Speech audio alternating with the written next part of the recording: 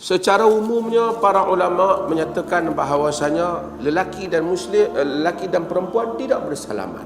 Ini jumhur.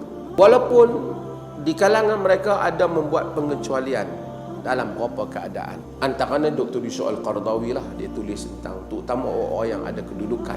Orang datang perwakilan, satu orang bukan Islam, dia tak faham, dia hulur tangan pada kita.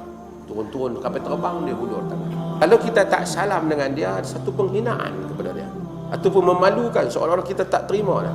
Qaradawi dia berpendapat dalam keadaan itu orang boleh salam, kerana dia berhujah banyak. Antaranya Nabi pernah pegang tangan perempuan tua untuk lintas jalan, Nabi pernah pegang tangan untuk tunaikan hajat wanita yang pegang tangannya untuk keperluan yang tidak menimbulkan fitnah, dalam keadaan keperluan itu. Jadi ada benda yang sebahagian orang dia tak faham, dia hulur, kalau kita tolak dia faham kita hina dia.